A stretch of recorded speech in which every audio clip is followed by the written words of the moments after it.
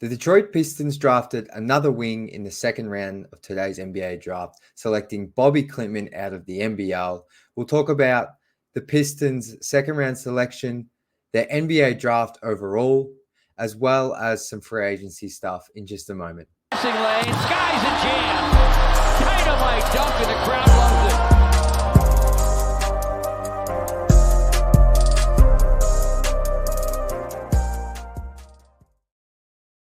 Welcome back to Pistons Intellect. I'm your host, Jack Kelly. You can follow me on Twitter at Jack_Kelly_3on3. You can also follow us over on Instagram at Pistons_Intellect. And if you're feeling so kind, please hit that subscribe button. Now, today's show, we've got a bit to talk about. I'm pretty tired. I'm not going to lie. This is the first time I've ever kind of worked on the NBA draft, doing it with the NBL and covering from at least a social standpoint, covering our 4 players that got selected. So it's been a massive 2 days. So just a really cool experience. But I say all that to say, and I bring it up because the Pistons today traded up and selected one of our NBL, we call them next stars, but they selected Bobi Klintman from the Cairns Taipans of the NBL. As you can see, I'm wearing my NBL hoodie today. The logo's on here somewhere. I think there it is on my hand. But the Pistons took an NBL player, so that was a really cool moment. As I just said, I work at the NBL. I have since August last year. So I've watched Bobi Klintman from literally preseason all the way through the season. I've been a part of a team that's made content about this 6'10" wing from Sweden.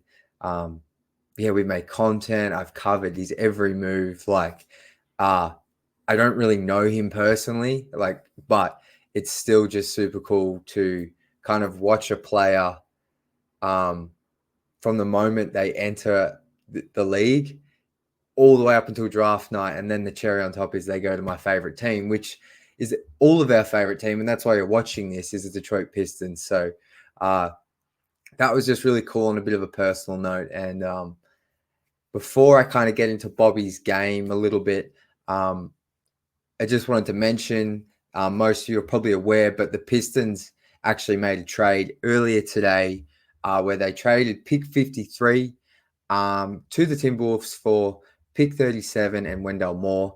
Now, for the Wolves, obviously, this is to get off some salary, and I don't think they had too much interest in, after trading for Rob Dillingham yesterday, I don't think they had too much interest in probably signing an early second-round pick to a guaranteed contract, hence why they traded back with the Pistons, and the Pistons took on Wendell Moore's.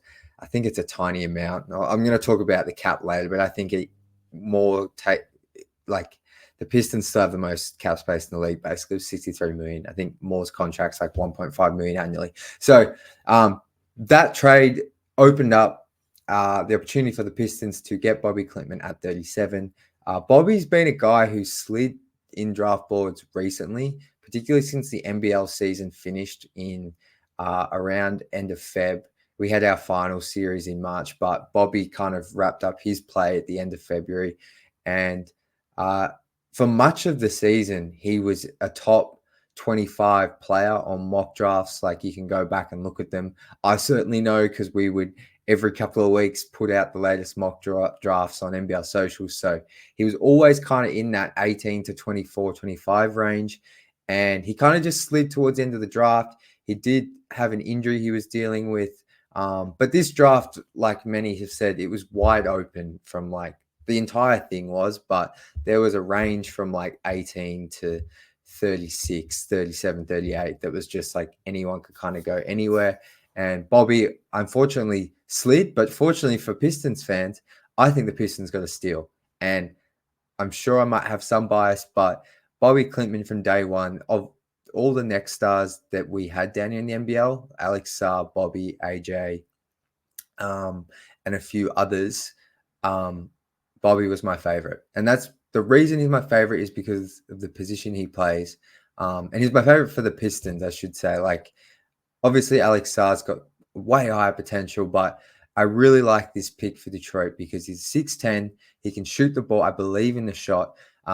Statistics will say on the whole, he shot 33% from three this season, but he shot around 38% on unguarded or open threes. He's around 37% on catch and shoot.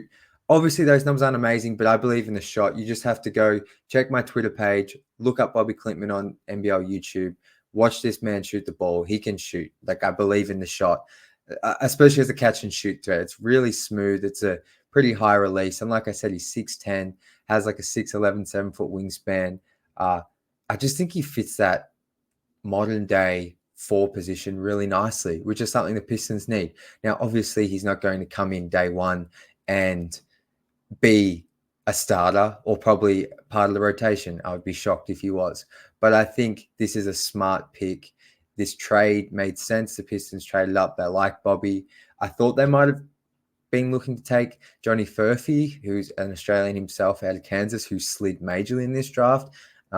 Similar type of, not similar type of wing to Bobi, but kind of a 3-and-D kind of wing Furphy. But Furphy got taken 2 picks ahead. So not sure what the Pistons were interested in him, but they obviously get Bobi Klintman. And yeah, he averaged 11 points, 5 rebounds, 1 steal. On the defensive end, he has some stuff to improve upon, but he has the frame. And he was pretty disruptive, I thought. Like, he has numerous games where he had 2+ steals, numerous games where he had a block. And he's really, really good in transition. That is one part of his game I love. The shooting, wide open shooting, as well as his play in transition, I think is something he can make an impact in the NBA from day one. Like, that's going to be his calling card. He's an okay rebounder. I would say he probably needs to add some size if he's going to play a ton of minutes at the 4. I probably don't think he's got the quickness to be like a full-time 3, which is like, I think he's a 4-3, if that makes sense, more so than a 3-4 or a 3 that can kind of guard 2s and 1s. Like, I think he's strictly kind of a guy that's going to guard wings in the NBA, probably bigger wings once Bobi puts on size. But I think he's going to make some noise at Summer League.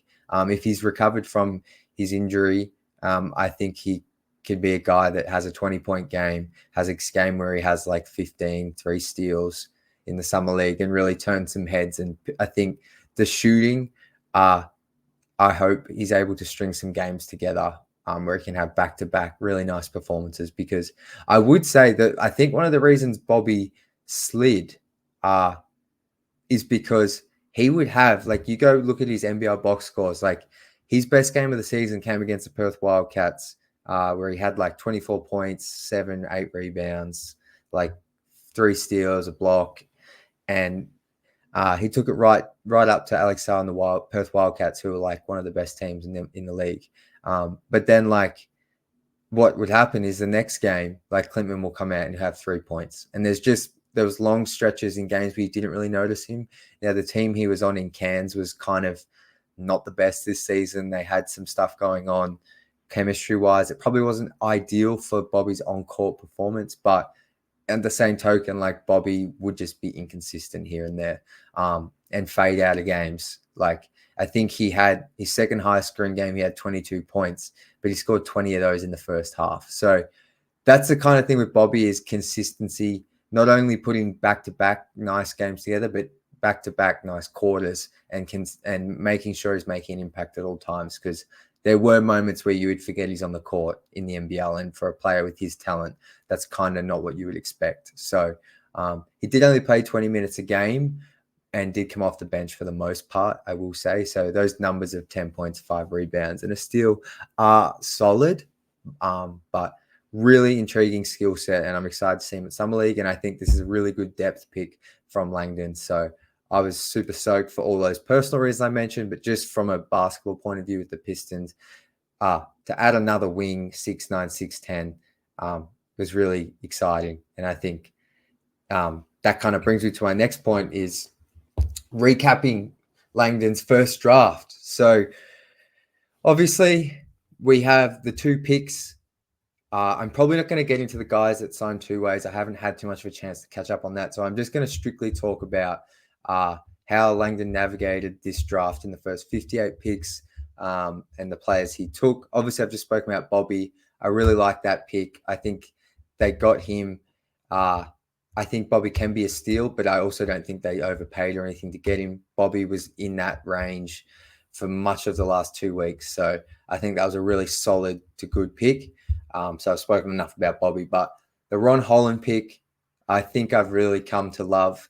I fully understand the shooting limitations, but the reason I love it is because just the upside with this guy. Like, yes, there are a lot of parallels between this limitation he has right now with Asar Thompson in their scoring, but there's something about Holland that gives me more hope in him being a number 2 type scorer, or a number 2, number 3 type scorer alongside Cade than someone like Asar. Now, Asar is a better athlete. He's bigger. He's stronger. He's better defensively on the ball. But Holland on offense, there's just a bit more juice there. The handle's a funny one. He's kind of upright, but some of the drives he has to the rim and the finishes and the dunks, like Asar had his fair share, don't get me wrong, but something about Holland that, with Cade at the 1, Holland at the 2, I'm really excited about. And clearly the shot is the biggest area of growth for him. And I know that scared a lot of fans, and I don't blame them. But the more I've watched of this kid, because he's only 18 years old, I've been super impressed and just kind of excited to see him in Pistons colors. I know there's going to be ups and downs with him. He's 100% the kind of player that's going to take a lot of yes shots or just bad shots, or make frustrating fouls or decisions on the defensive end. But I just think if he can be developed in the correct way in the right environment with pieces around him that can help him in terms of veterans and that kind of thing, I think taking a swing on him at 5 in this draft, like a lot of people have said Holland has the talent to be the best player in this draft. Like, and it's not even a question. Like, his upside is that good. So I like the pick. And I think when we look at the draft overall, clearly we thought the Pistons were going to trade back from pick 5, but when I listened to Langdon's press conference yesterday, shout out to Zarik and Bully Ball, who put it up on Twitter. You can go to their page and watch it. He kind of spoke about how much they liked Holland, and when you like a guy and you can see the upside and you have a guy like Fred Vinson there who can develop the jumper, you take the swing. Didn't sound like they were getting offers they really liked to move back, and they were worried they wouldn't be able to get Holland if they did move back. And Langdon was pretty blunt and straightforward in saying, like, why would I trade back to get a guy I don't like as much when I can get Holland, a guy we really like, and, the assets weren't that great we're going to get. So I think I'm giving this draft, I gave it a 7 out of 10. I think it's a B+.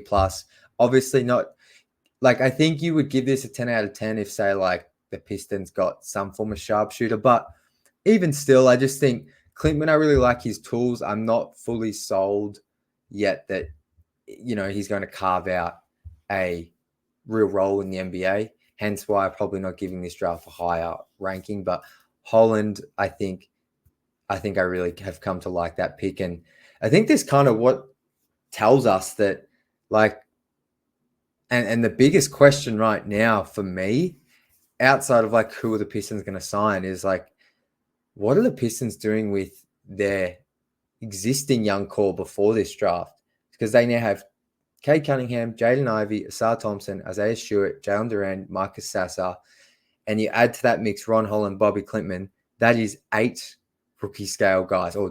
Stu's on his rookie extension this season. But there's no way all those guys are coming back. And honestly, I can't see Cade going anywhere. I would say Ron Holland is completely safe.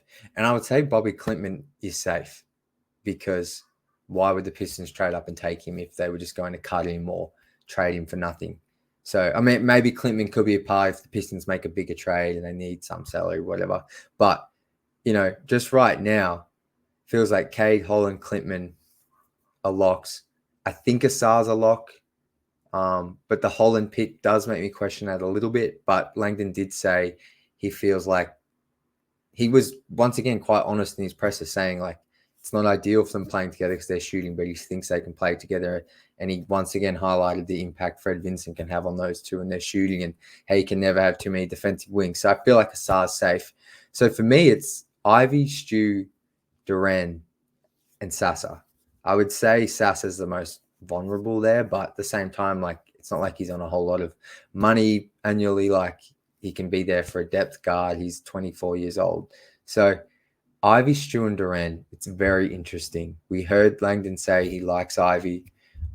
He likes the Cade and Ivy pairing, and that's something he'd be interested in seeing. But those are just words on his introductory press conference. So Stu and Duran in particular is so interesting, because we also heard, and this will kind of tie into my next part in free agency, but we heard Sam Vecini mention the Game Theory podcast, I think yesterday on their live stream.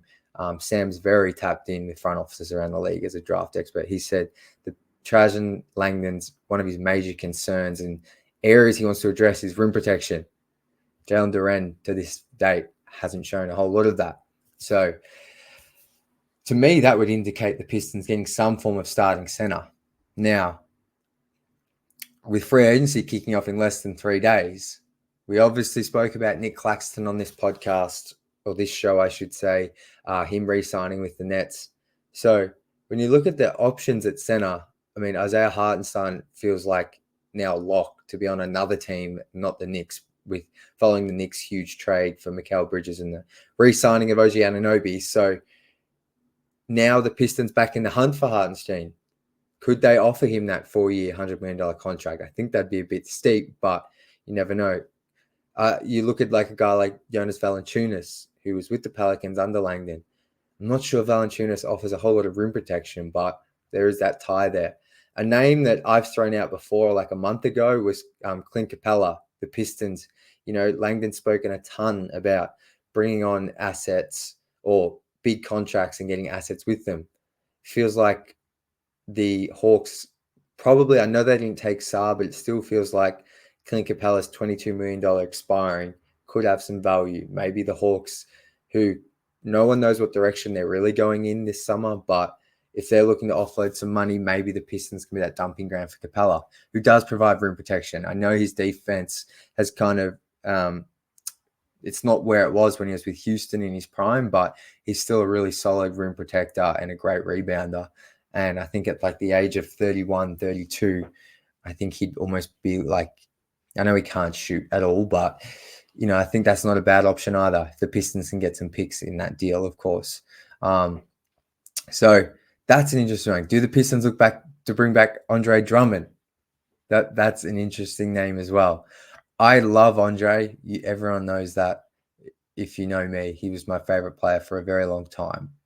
When I was in my early days of being a Pistons fan, but I think Andre is an excellent backup. Maybe he would come back to Detroit. Just not sure. I'm just not sure about Duren and Drummond. They both aren't the greatest defenders. Both are excellent rebounders, no questioning. Both. Drummond's taped off a little bit. He's not as much of a threat in the pick and roll, but he's still a huge body that just, you know, if he gets the right step on someone or he gets in front of his man on the roll, he can easily throw a lob to him. So another interesting name. I'd like to hear some of the other names for rim protectors in the league. They're just some of the bigs, who I feel like we might see on the Pistons next season. And that kind of leads me to some other names. Interestingly, this 2016 Pistons squad. So I mentioned Andre Drummond, but today, Kentavious Caldwell-Pope, he hasn't said anything, but Nuggets GM Calvin Booth kind of implied yesterday that KCP is looking for a big payday. And it was a bit of a weird interview, but it feels like KCP won't be back there. So he's a free agent. I mean, he would plug in real nice next to Cade at the 2 position. And I'm sure he's a guy you could pay. I'm not sure how big his payday is in terms of how many years he'd be after, but KCP was in the 2013 draft, so he would be in his early 30s now. So this could be his last big payday. Maybe the Pistons offer him like 3 years, $60 million, or probably more. Actually, that wouldn't even fit, to be honest. So KCP is a name to watch. And then the other Piston is Tobias Harris, who I mentioned on my previous episode. He's another guy who could be coming home. He's been linked with the Pistons. I've spoken about him a fair bit, but those are just some of the names I'm going to do tomorrow. I've decided ahead of Sunday, Sunday's free agency kicking off. I'm going to do kind of a bit more of a deep dive in free agency and dig around, see what I can find, who the Pistons have been linked to, and then put out an episode with some of, my 6 to 10 players who I think could be Pistons come Monday morning for those in Australia. So I think that'll do it for today's show. I really would love to see you guys drop some thoughts on the draft. How are you feeling? I'm feeling pretty good after it. And then free agency, what are you expecting? Who are the names you want Detroit to go after? I'm still a little bit sad the Pistons won't be able to get one of Malik Monk or Claxton. Maybe that was blind faith that I was hoping they'd be on the team next season. But there's still some interesting names there. I've mentioned a couple there, but let me know your favorite names for the Pistons in free agency. And any other Pistons thoughts? I'd love to hear them as always. But until tomorrow,